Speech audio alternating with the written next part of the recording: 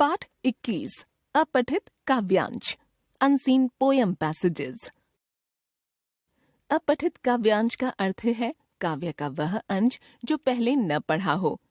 काव्यांश पर आधारित प्रश्नों के उत्तर देने से पहले काव्यांश 2 से 3 बार पढ़ें तथा उसका भाव समझने की कोशिश करें।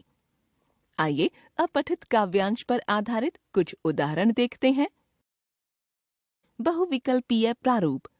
क्षमा शोभती उस भुजंग को जिसके पास गरल हो, उसको क्या जो दंतहीन विषरहित विनीत सरल हो। 3 दिवस तक पथ मांगते रघुपति सिंधु किनारे, बैठे पढ़ते रहते छंद अनुनय के प्यारे प्यारे। उत्तर में जब एक नाद भी उठा नहीं सागर से, उठी अधीर धधक पौरुष की आग राम के शर से।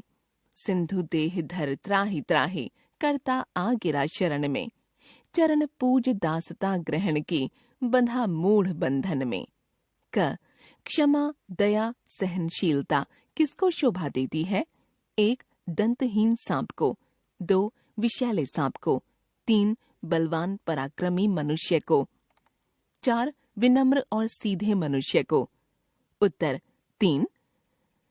ख अधीर होकर राम ने धनुष बाण सागर पर क्यों तान दिया?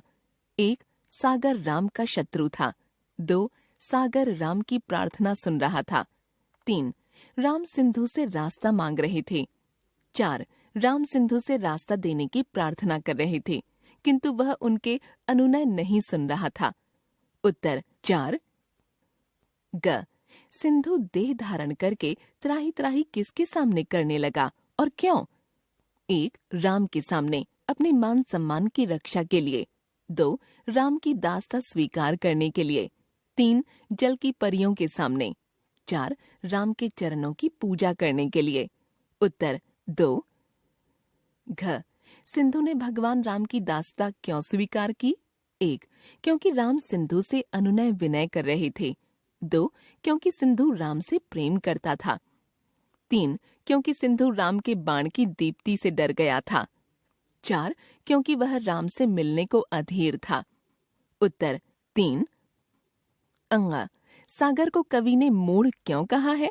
1 सागर ने राम की दास्ता स्वीकार कर ली, 2 सागर ने राम के चरणों की पूजा की, 3 सागर ने राम की प्रार्थना को नहीं सुना और उन्हें रास्ता नहीं दिया, 4 सागर ने राम से अपनी रक्षा की प्रार्थना की।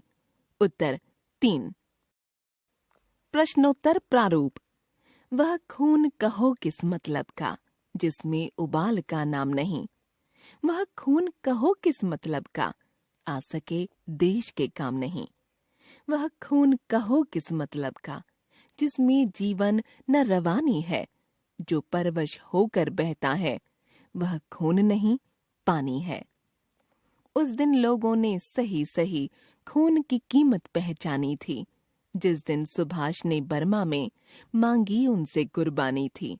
बोले स्वतंत्रता की खातिर बलिदान तुम्हें करना होगा। तुम बहुत जी चुके हो जग में, लेकिन आगे मरना होगा। आजादी के चरणों में जो जयमाल चढ़ाई जाएगी, वह सुनो तुम्हारे शीशों के फूलों से गूंथी जाएगी। आजादी का संग्राम कहीं पैसे पर खेला जाता है, यह शीश कटाने का सौदा नंगे सिर झेला जाता है।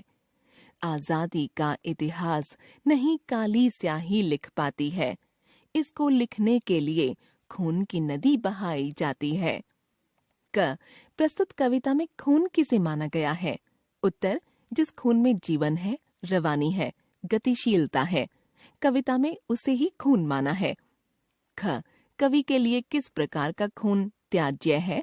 उत्तर कवि ने उन लोगों को अस्वीकार किया है जिनके खून में उबाल नहीं है, अर्थात वह खून जो देश के काम न आ सके तथा जिसमें जोश उमंग न हो, ऐसा खून कवि के लिए त्याज्य है।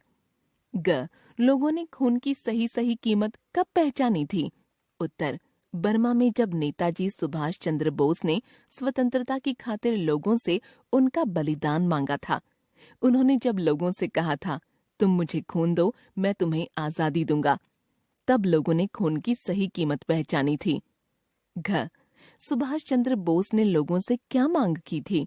उत्तर: सुभाष चंद्र बोस ने लोगों से मांग की थी कि देश की आजादी के लिए उन्हें अपना बलिदान देना होगा। अंग. प्रस्तुत काव्यांश का उपयुक्त शीर्षक लिखिए। उत्तर: शीर्षक खूनी हस्ताक्षर।